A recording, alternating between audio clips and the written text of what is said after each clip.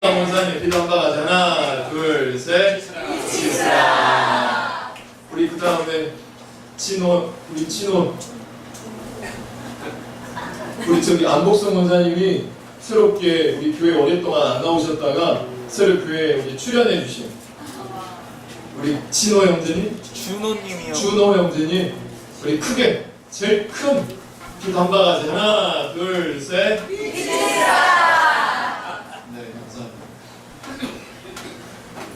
오늘도 주의 날입니다. 성령님께서 이 자리에 먼저 와 계셔서 말씀을 가지고 우리를 역사하실 줄로 믿습니다. 오늘 제목 말씀 같이 따라서 해보시고 시작해 볼게요.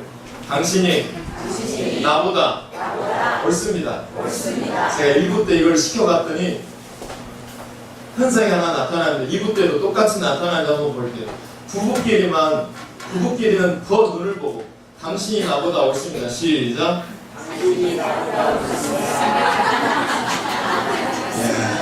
그래도 이분은 눈을 똑바로 서로 뜨시고 보시고 이야기하네요. 우리 김수희장도 한번 해보세요. 시작.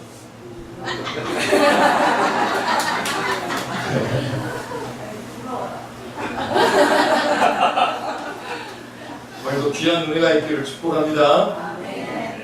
하나님 오늘도 저를 살려주신 이유는 딱 한 가지입니다. 나의 말을 전하라. 오늘 제 생명을 연장시켜 주신 이유는 딱 한 가지입니다. 나의 말을 전하라. 예전에는 저는 목회하기 위해서, 설교하기 위해서 성경을 보았다면 지금의 저는 살기 위해서 설교합니다. 저는 죽은 자를 살려내기 위한 설교를 오랫동안 해봤는데 저는 그쪽으로는 재능이 없는 것 같습니다. 오히려 그럴 때마다 되려 남을 정죄하고 판단하게 되는 제 모습만 발견하게 됐습니다. 그래서 저는 제가 살기 위해서, 내 죄를 보기 위해서 이 시간도 설교합니다. 그런데 이 마음이 하나님 앞에 선한 마음이긴 한데요, 어느 때는 이 마음 안에 자꾸 불순물이 찾아오더라고요. 같이 따라와요. 불순물들이 자꾸 따라와요. 특히 오늘 말씀은 제가 개인적으로 창세기에서 가장 아끼는 소중한 본문입니다. 그러다 보니 이번 주 말씀을 준비하는데 제 안에 설교 잘한다는 소리를 좀 더 듣고 싶고, 목회 잘한다는 소리를 좀 더 듣고 싶고, 목사로서 인정받고 싶고, 이런 불순물들이 같이 따라오는 거예요. 그래서 제가 집에서 이 교회 본당 올라오기까지 먼 거리가 아닌데도 불구하고 짧게 오면서도 자꾸 제 안에 이렇게 물었어요. 사무엘, 가만 오늘 말씀이 뭐라고 했지? 제가 제 스스로에게 물어보는 거예요. 사무엘, 오늘 말씀이 가만 뭐라고 말씀했지? 계속 제게 물어봤습니다. 그래서 제게 이렇게 말했어요. 모세처럼 그냥 설교하는데도 요즘 출애굽기 묵상하거든요. 출애굽기 묵상하는데 제일 많이 등장하는 분이 모세인데, 이 모세처럼 그냥 설교하는데도 성도 수십만 명이 교회에 등록한 설교자가 되기를 기도하다 보면 균형을 이룰 수 있습니다. 사무엘, 그럴 때마다 이사야를 생각해보자. 어느 누구 하나 자신의 설교를 들어주는 일이 없어서 결국 교회 바깥 시장 바닥에 나가서 팬티바람으로 나가서 설교했지. 그래, 이사야는 그랬지. 하나님, 제가 비록 말씀의 능력이 없다 할지라도, 제 목회의 여러 가지 능력은 모세처럼 엘리야처럼 나타나지 않는다 할지라도, 하나님께서 내가 나의 말을 전하였다, 이 한마디를 놓치지 않는 그런 목자가 되기를 소원하며 오늘 말씀을 전하겠습니다 하고 왔습니다. 할렐루야. 우리 하나님, 우리가 모자란 자여도 찬양받기에 합당하신 분인 것을 믿습니다. 지금 현재 여러분의 형편과 기분과 감정과 상관없이 우리 하나님은 내 찬양을 받기에 합당하신 분이신 것을 믿습니다. 이 마음으로 말씀을 듣기를 소망해요. 이 이야기는 여러분들이 다 알고 있는 이야기일 거라고 봅니다. 다 한 번쯤은 전국이 모든 분들이 다 아는 이야기지만 한 번만 더 듣고 짜고 하듯 억지로라도 웃어주시기를 축복합니다. 한 목사님이 사모님께 물었답니다. 난 당신에게 어떤 사람이야? 그래서 사모님이 바로 당신은 내게 로또야 라고 그러자 진한 감동을 받은 목사님이 다시 물었대요. 왜? 사모님 말 안 맞아. 하나도 안 맞아.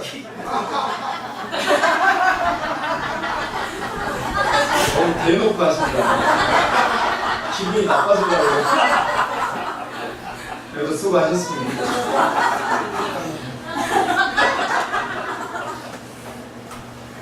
여러분, 한 단어를 두고 지금 목사님과 사모님이 해석의 차이가 분명하게 달라진 거예요.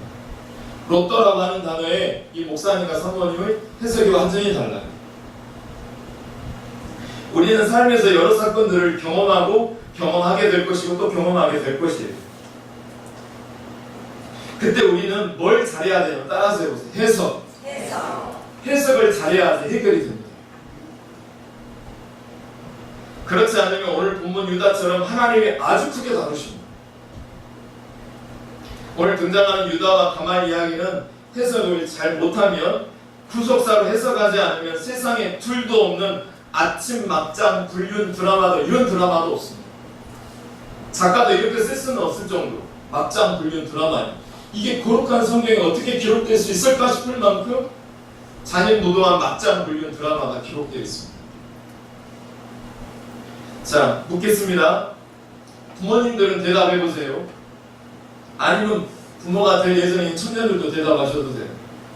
보통 믿는 부모들이 자신의 자녀에게 이름을 지을 때 야곱의 11번째 아들이자 꿈의 사람 요셉이라는 이름을 짓습니까? 아니면 야곱의 4번째 아들 꿈의 사람 요셉을 팔아먹었던 다른 유다가 아닌 야곱의 4번째 아들 유다라고 이름을 짓나요? 요셉. 누가라고 짓나요? 요셉이라고 짓습니다. 며느리 다말과 가늠한 시아버지 며느리 다말과 통간한 이 시아버지 유다와 보디발의 아내와 간음을 피한 요셉 누가 더 옳아 보입니까? 요셉. 누가 봐도 요셉이죠. 자, 유다와 요셉 중에 누가 더 예수님의 조상으로 잘 그려지십니까? 요셉. 당연한 걸 묻고 있습니다. 그런데 도대체 왜 유다가 예수님의 조상이 되셨을까요? 야곱의 4번째 아들 르우벤도 아니고 요셉도 아닌 야곱의 4번째 아들이 그리스도의 계보에 올라갑니다. 그리고 더군다나 오늘 본문은 38장인데 37장부터 50장까지가 요셉의 이야기가 나옵니다. 37장부터 50장까지가 요셉의 이야기죠. 그런데 뜬금없이 38장에 오늘 유다 이야기를 일부러 집어넣어 주셨습니다. 더군다나 37장의 꿈의 사람이 요셉이 무별 그 다음에 11볕단이 자기에게 전하는 꿈을 꾸고 난 다음에 바로 그 다음에 진행되어가는 게 요셉 이야기로 진행이 되어야 되는데 유다 이야기가 지금 들어가 있어요. 그것도 막장 불륜 드라마 같은 이야기입니다.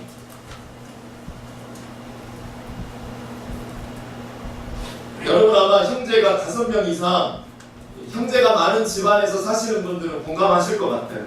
유다도 어린 시절에 형제가 많은 집안에 살다 보니까 야곱의 옳지 못한 편애로 억울한 시절을 겪었습니다.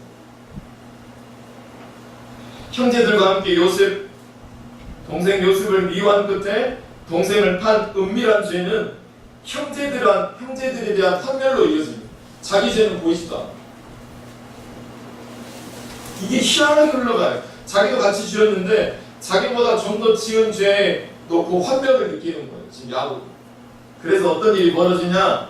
유다는 그래서 아버지가 요셉만 채색 옷을 입어주는 것에 억울함을 느끼고 환멸을 느끼고 서운함을 느끼니까 유다는 자신이 직접 채색 옷을 지어서 입겠다고 공동체를 떠납니다.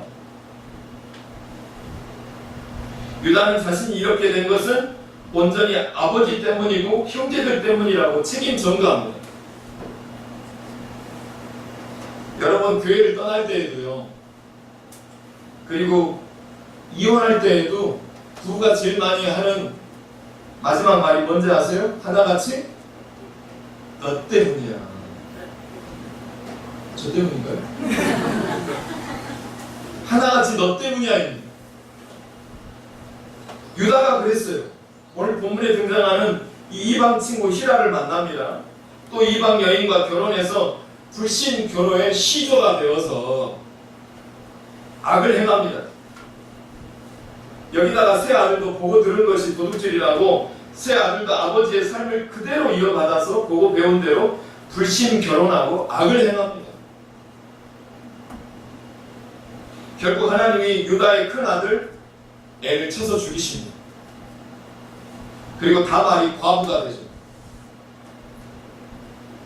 당시 계대 혼인법으로 둘째 아들 오난이 집안의 대를 이어야 했으나 아버지 재산도 갖고 싶고 그리고 이 못된 인간이 형수와 재미도 보고 싶고 그러고 그렇게 하고 싶은 마음에 질외 사정을 합니다. 하나님이 모시기에 악하여 또 죽여버리십니다. 이때까지도 유다는 깨닫지 못하고 이 모든 것이 다말 네 책임이야, 며느리 하나 잘못 들어와서 이런 일이 벌어진 거야 라고 하면서 책임 전가합니다. 또 합니다. 이쯤에 자신의 아들까지도 죽어버리고 막 설상가상이죠.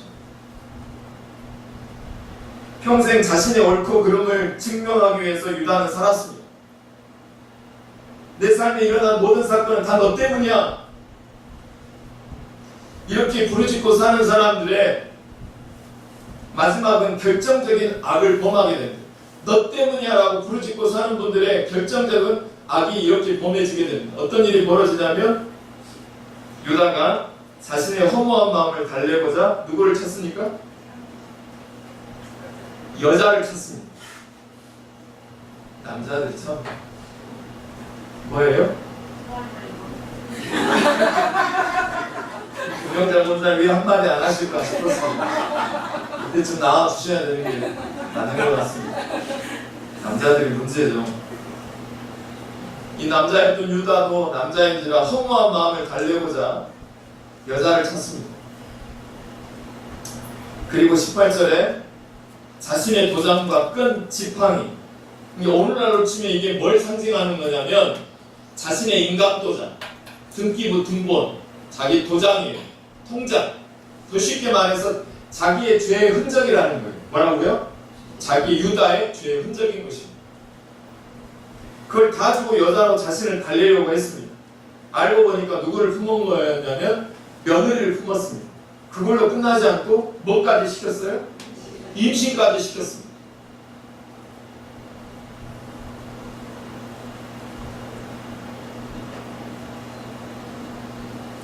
여자의 일생 중에 다말보다 더 비참한 인생이 또 있을까요? 정말 지긋지긋한 시댁 집안입니다. 그러나 이때 이 지긋지긋한 시댁 집안의 수치와 부끄러움, 유다의 죄의 흔적이 남겨있는 그 인감도장, 그 등기부 등본, 자신의 도장, 끈, 지팡이, 유다의 그 끈과 지팡이를 아무런 말도 없이 자신의 죄로 끌어안은 유일한 사람은 이방 사람 모압 다말밖에 없었습니다. 그리스도 영적 계보를 이어가고자 했던 사람은 아이러니하게도 이방 여인 다말이었던 것입니다. 여러분, 다말은 기업이 이어지는 것이 무엇인지를 알고 있었기 때문에 창기로까지 변장할 수 있었던 것입니다. 다말이 이런 행동은 욕정 때문이 아니라 음란함 때문이 아니라 후사를 얻기 위해 믿음의 행동이었던 것을 기억하시기를 축복합니다.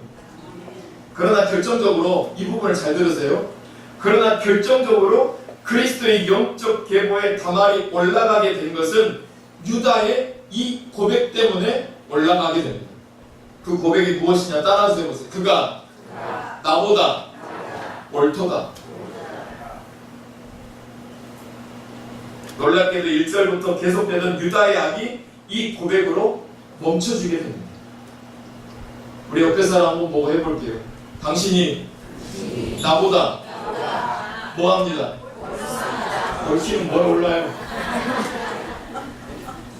이 고백이 얼마나 놀라운 고백인지 한번 들어보세요.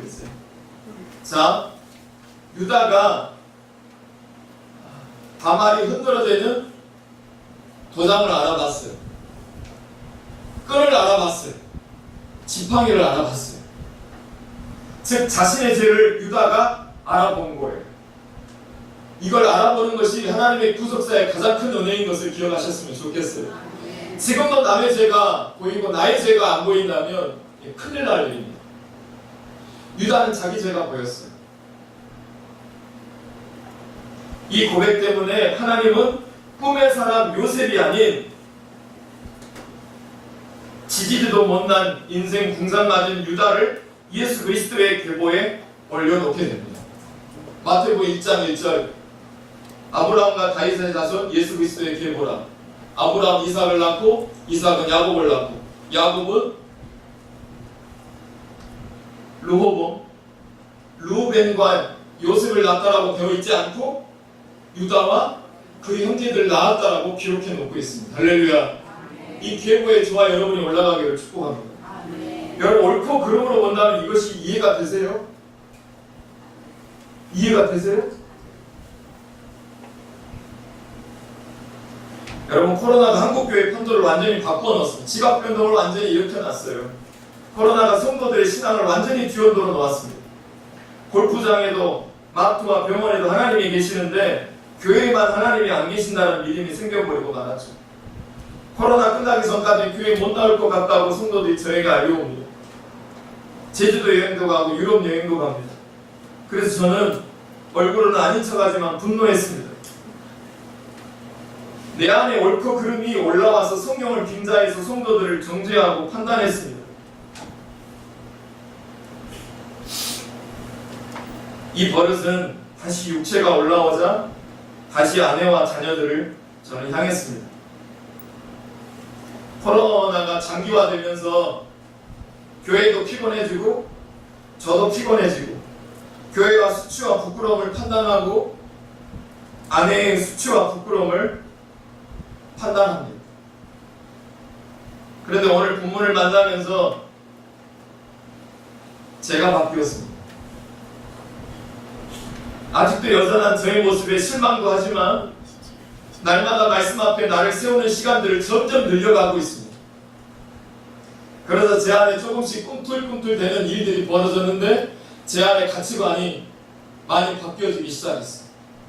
이 가치관이 바뀌어지게 되자 제 가정이 목회를 대하는 제 태도가 점점 바뀌어졌습니다. 예전에는 교회를 세우기 위한 교회를 세우는데 온 혈안이 있었습니다. 그래서 저는 이제는 교회를 세우기 위해서가 아니라 내 죄를 보기 위해서 내 도장과 내 끈, 내 지팡이, 내 수치와 부끄러움을 보기 위해서 설교하기 시작하면서 제가 바뀌었습니다. 제가 바뀌지 않는 설교는 어떤 설교도 성도들에게 아무런 영향도 주지 못하는 것을 부끄럽지만 깨달았습니다. 제 아들 말에 의하면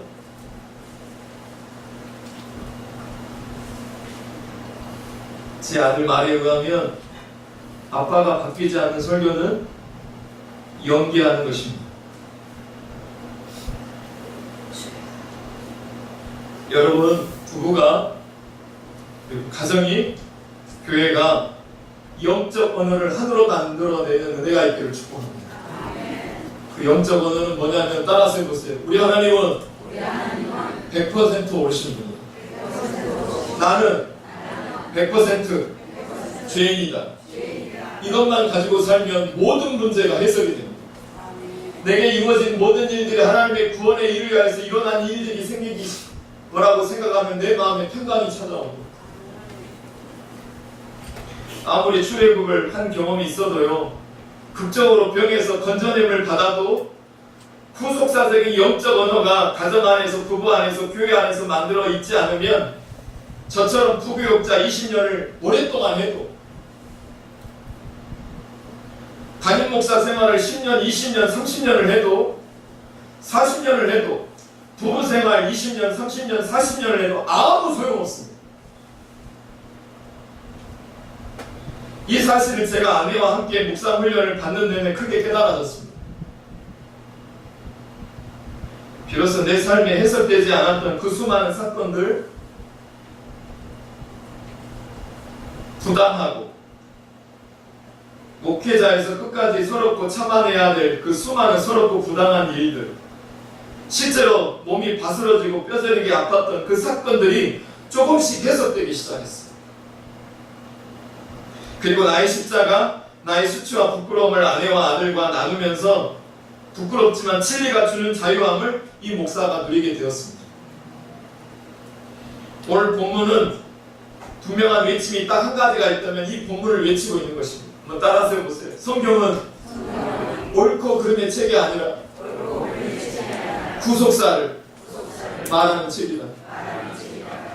지난주 말씀드렸지만 히브리서 11장의 믿음의 선진들의 인생을 면면히 찾아보면 기가 막힐 노릇도 이런 노릇도 없습니다. 아브라함은요, 자기 살겠다고 마누라를 팔아먹었던 사기꾼이고요, 노아는 술주정뱅이고, 다윗은 가늠하고 살인자였고, 삼손은 플레이보이 잡지 모델이었고, 기도원은 걱정을 그렇게도 많이 하는 걱정맨이었습니다. 나오미는 과부였고요, 막달라 마리아는 귀신이 쓰여졌어. 수가성 여인은 자그마치 4번이나 이용했던, 이런 사람들은 돌싱이 아니고 뭐라고 해야 될지 표현이 뭐라 그랬어. 4번이나 이용했습니다. 디모데는 유암 직전에 있었던 위궤암 환자였습니다. 사도 바울은 옳고 그름의 대마왕이었습니다. 옳고 그름으로 교회 안에 수많은 사람들을 죽이고 했던 살인자였죠. 오늘 본문에 등장하는 유다와 다말은 어떻습니까? 아침 드라마에도 등장하지 못할 만한 막장 불륜 드라마 배우들입니다. 이런 것들이 어떻게 성경에 기록될 수 있겠냐고요.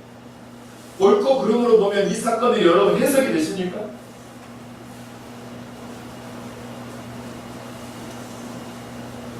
근친 결혼이라니, 근친 결혼. 세속사로 보면 정말 볼품없는 인간들입니다. 그러나 하나님은 이들을 성경에 집어넣고 하나님의 해석을 완전히 다릅니다. 환경은 문제되지 않습니다. 해석을 잘 해야 될 줄 믿습니다.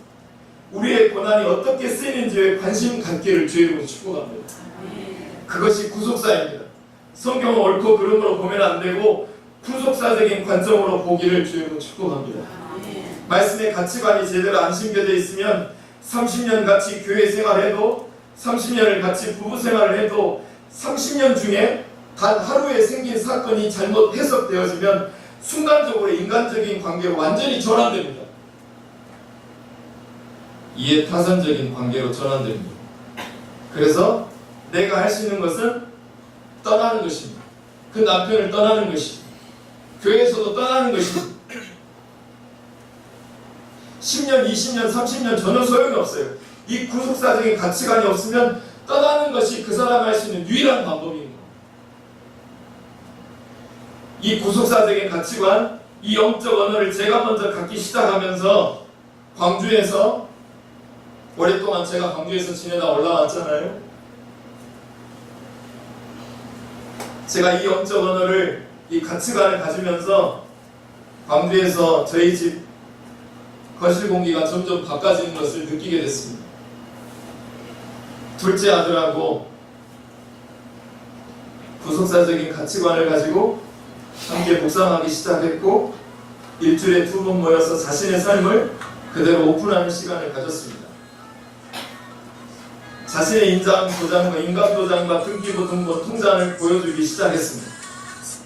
어느 날 저는 둘째 아들의 불안장애가 있음을 알게 되었고, 그 불안장애가 저의 잘못된 양육 태도임을 고백하는데, 처음에는 아들이 불편했습니다.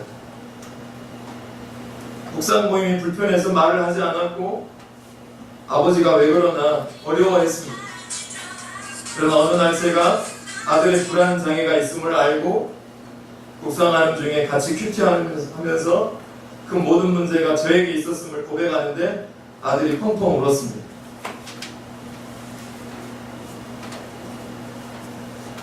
아빠, 제가 목회자 아들로 살아온 것이 너무 힘듭니다. 아버지가 목사 아들로 제가 자라나 주기를 바라지만 그 바라는 마음이 자기에게 너무나 힘겨웠답니다. 그래서 185cm나 되고 90kg가량 되는 큰 덩치가 제 품에 안겨 울었고, 엄마 품에 또 안겨 울었습니다. 얼마 지나지 않아서 감사하게도 아들의 불안장애가 사라졌습니다. 당시 큰아들은 여러 가지 방황 속에 있다가 기회가 되어서 하와이 코나이 위치한 예수전도단 DTS 6개월 훈련 중에 있었습니다. 제가 아내와 둘째 아들에게 당신이 나보다 옳다다 라고 고백한 날, 아이러니하게도 큰아들이 살아있는 하나님을 느껴볼 수 없다고 힘들어하고 방황하는 중에 예배 중에 하나님을 잠깐이지만 경험하는 체험을 했다고 기뻐했습니다. 그 큰아들이 한국에 돌아와 나눔하면서 제게 이야기해줬습니다. 저는 아빠가 설교할 때 아빠의 수치와 부끄러움을 드러내기를 초등학교 때부터 소원했다면서 고백했습니다. 제가 말했어요. 미안하다. 아들 말 맞다. 말해줘서 고맙다. 지금도 여러 가지 아들과 맞춰가면서 여러 가지 어려움이 있지만 지금도 구속사적인 가치관을 사람에게 몸부림치고 있지만 여전히 부족한 것이 여전합니다.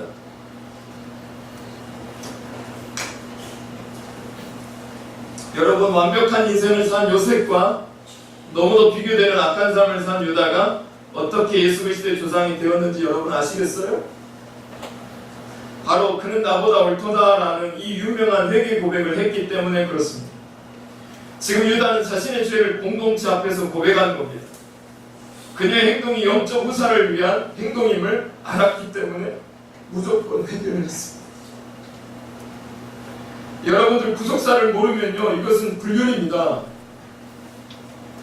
다만 혼자서 구속사적으로 가문의 가게를 잇는 아주 중요한 일을 한 거예요. 영적인 메시지가 있는 것이죠. 예수님이 십자가에 달리신 것은 나의 구원을 위해서 나의 수치와 부끄러움을 자신의 죄로 끌어안고 하나님이 죽어주신 사건입니다. 유다를 깨닫게 하기 위해서 다말의 죽어짐이 있어야 되는 것입니다. 유다 혼자 절대 깨달을 수 없었습니다. 여러분, 여러분들의 남편, 배우자, 자녀들 혼자서 절대 깨달을 수 없습니다. 그를 사랑하는 이 다말의 죽어짐이 있듯이 우리가 먼저 죽어야 합니다. 다말이 죽자 마태복음 1장 2절에 요셉이 아닌 유다와 그 자손이 그리스도의 영적 계보에 오르게 됩니다. 실제로 마태복음 1장 1절 2절을 읽어봐드리면 아브라함과 다윗의 자손 예수 그리스도의 계보라. 아브라함이 이삭을 낳고 이삭은 야곱을 낳고 야곱은 요셉이 아닌 유다와 그 형제들 낳으신 줄로 믿습니다. 저는 지금도 예수님이 십자가 지시는 장면만 보면 화가 나서 미치겠습니다. 예수님이 충분히 자기를 조롱하고 침뱉고 온갖 욕설을 퍼부어대는 로마 병정, 짝대기 하나밖에 되지 않은 그 이등병 하나가 내려와 보라고 온갖 욕설과 희롱하는 그 장면을 지켜보고 있노라면 화가 나서 미치겠습니다. 내려가실 수 있음에도 불구하고 안 내려가신 그 예수님을 바라본다면 저는 그렇게 마음이 너무 힘들 수가 없습니다. 만약 예수님이 그때 당시에 내려갔다면 영웅이 됐겠죠. 그러나 그때 내려갔으면 저와 여러분의 구원의 문제는 물 건너 간 문제가 될 수밖에 없는 것입니다. 여러분, 예수님의 비전은 딱 한 가지였습니다. 자신의 사역을 인정받는 거 알아봐주는 것이 아니었습니다. 크게 되는 것은 더더욱 아니었습니다. 제자들의 수치와 부끄러움을 로마 병정의 그 한 친구의 죄를 자신의 죄로 끌어안고 죽는 것이었습니다. 그래서 우리의 비전은 무엇이 되어야 되냐면 예수님처럼 크게 되는 것이 아니라 날마다 묵상하면 내 죄를 보고 성도의 수치와 부끄러움, 내 배우자의 수치와 부끄러움, 내 자녀의 수치와 부끄러움을 끌어안는 것임을 기억하시기를 바랍니다.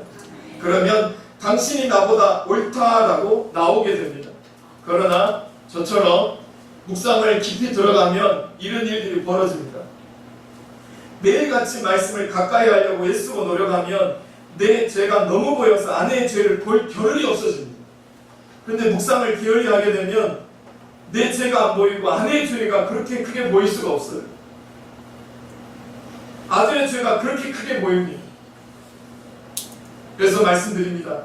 여러분, 결혼의 목적과 우리 고난의 모든 목적은 행복이 아니라 거룩인 줄 기억하시길 바랍니다.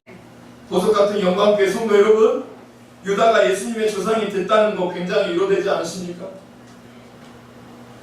하나님은 유튜브 설교 영상 1, 2를 다투고 있는 유기성 목사님, 이찬수 목사님도 사랑하지만 이런 유다 같은 저란 인간도 결정적으로 그리스도의 계보에 올라갈 수 있습니다. 이렇게 되기 위한 결정적인 한마디를 제발 잊지 마세요. 당신이 나보다 옳습니다. 또 해보세요. 시작.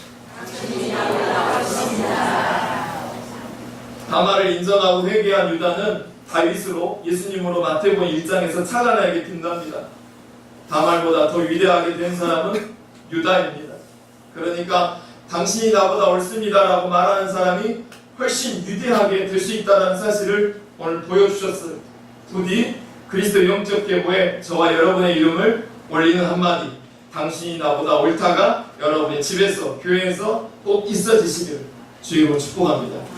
그 마음 가지고 이 찬양 같이 하면서 하나님께 나아갈게요. 예수의 길, 이 찬양 같이 주보에 나와 있습니다.